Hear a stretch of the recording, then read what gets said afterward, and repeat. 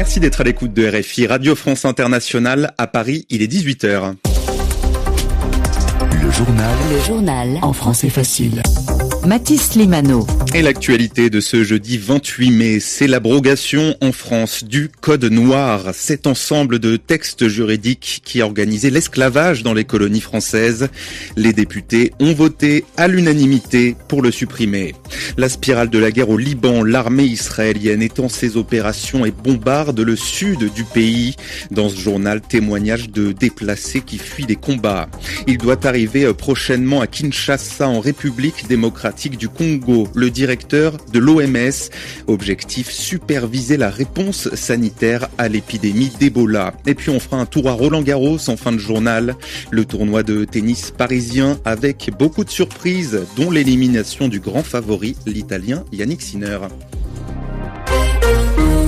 En France, près de 2 siècles après l'abolition de l'esclavage, les députés français ont voté l'abrogation, la suppression du Code noir, cet ensemble de textes juridiques qui organisait l'esclavage dans les colonies françaises et qui était toujours présent dans le droit français jusqu'à aujourd'hui.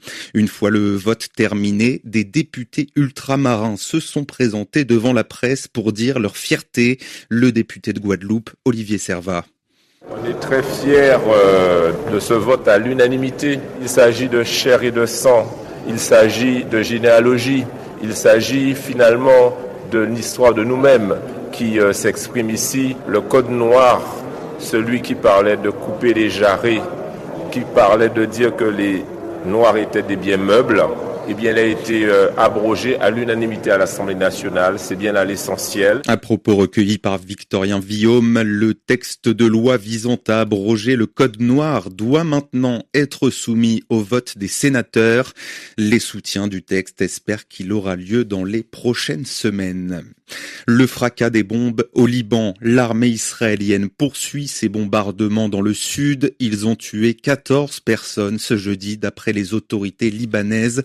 Et ce, malgré un cessez-le-feu qui n'a en réalité jamais été respecté. La journée d'hier a été marquée par une pluie de bombes sur Tyr, la grande ville du sud qui abrite plus de 120 000 personnes.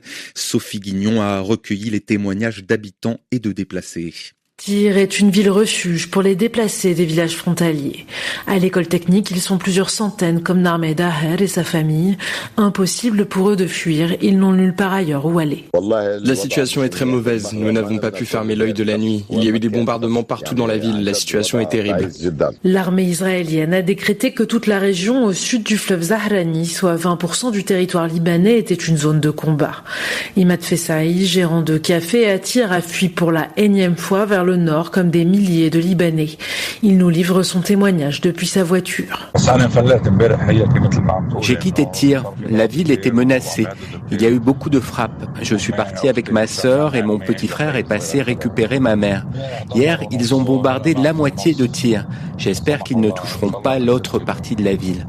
On est dans la voiture, on est en train de chercher un endroit où atterrir, mais il n'y a plus d'appartement libre à Saïda. Un nouveau déplacement forcé qui coïncide avec la fête de l'Aïd el-Adha, la plus grande fête musulmane, synonyme cette année au Liban de peur et de deuil.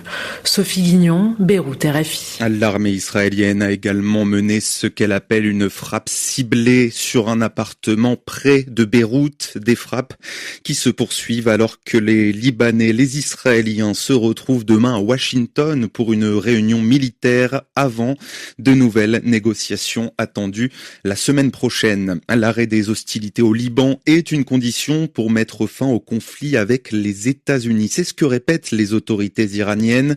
Alors que de nouveaux incidents se sont produits la nuit dernière, l'armée américaine a bombardé le sud de l'Iran et a battu 4 drones. En représailles, les gardiens de la révolution ont annoncé avoir ciblé une base américaine, probablement au Koweït, et promettent une riposte ferme en cas de nouvelle attaque. Enfin, dans la bande de Gaza. Benyamin Netanyahou ordonne à l'armée israélienne d'ignorer la trêve et de s'emparer de 70% du territoire palestinien. Nous sommes actuellement à 60, assure le Premier ministre israélien, pour qui le Hamas est pris à la gorge. Israël qui continue par ailleurs d'acter son divorce avec la communauté internationale, annonce suspendre ses relations avec le secrétaire général de l'ONU, dénonçant le placement d'Israël sur la liste des pays ayant recours aux violences sexuelles en temps de guerre.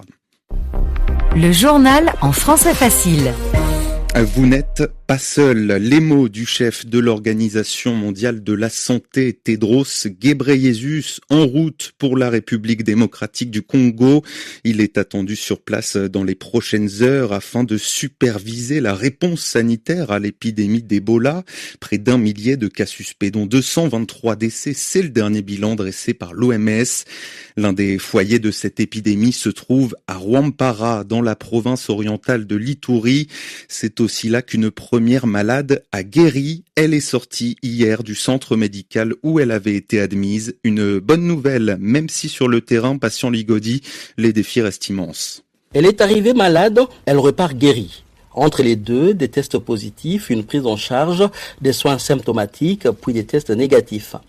Plus de fièvre, plus de symptômes, la porte du centre s'est ouverte pour elle. Pas de vaccin, pas de traitement spécifique contre cette souche, alors comment guérit-on ?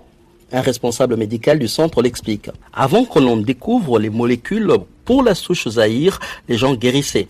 Il suffisait parfois de bien prendre en charge les symptômes. Mais tous les patients ne répondent pas de la même manière. Sur la rapidité apparente de cette guérison, notre source précise. La période d'incubation n'est pas obligatoirement de 21 jours. C'est un intervalle des 2 à 21 jours selon le système immunitaire de chacun. Mais derrière cette victoire, certains problèmes persistent selon nos informations.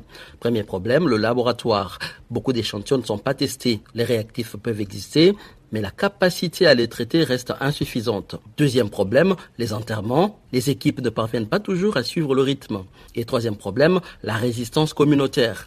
Ceux qui tracent les contacts sont parfois agressés. Ainsi, certaines personnes meurent dans la communauté sans être prises en charge. Un patient Ligodi est face à l'ampleur de l'épidémie d'Ebola. Les États-Unis annoncent débloquer 80 millions de dollars supplémentaires.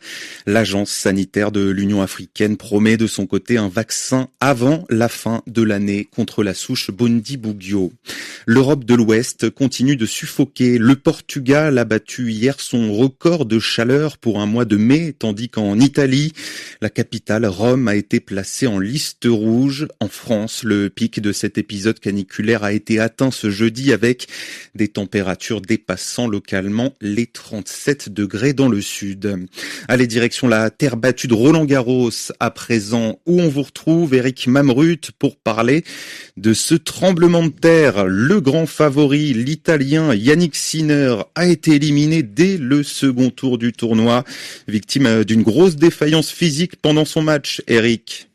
Oui, Mathis, le numéro 1 mondial avait pourtant un match très abordable, plutôt facile sur le papier face à l'Argentin Juan Manuel Cerúndolo, 56e au classement.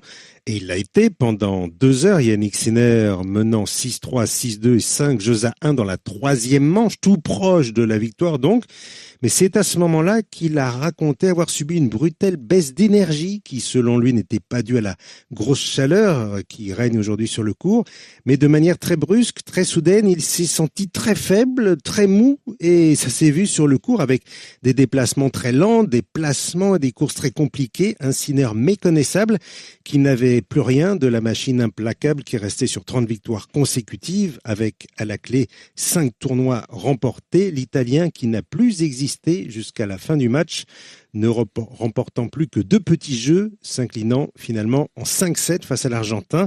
Un gros coup de massue pour le numéro 1 mondial qui espérait enfin remporter Roland-Garros, seul tournoi du Grand Chelem qui manque encore à son palmarès. Une défaite qui relance désormais totalement le suspense pour le titre. L'autre temps fort de la journée, c'est la qualification du jeune Français Moïse Kouamé, 17 ans, premier Roland-Garros, premier Grand Chelem, première fois qu'il dispute un match au bout des 5 manches et après 5 heures de jeu, il s'est imposé sur le fil face au Paraguayen Vallejo, 7 jeux à 6 dans le 5e set, une performance épatante pour le 318e joueur mondial de père ivoirien et de mère camerounaise. Il a véritablement enflammé Roland-Garros aujourd'hui. Eric Mamrut en direct du tournoi parisien. Merci à vous d'écouter RFI. Il est 18h10 à Paris.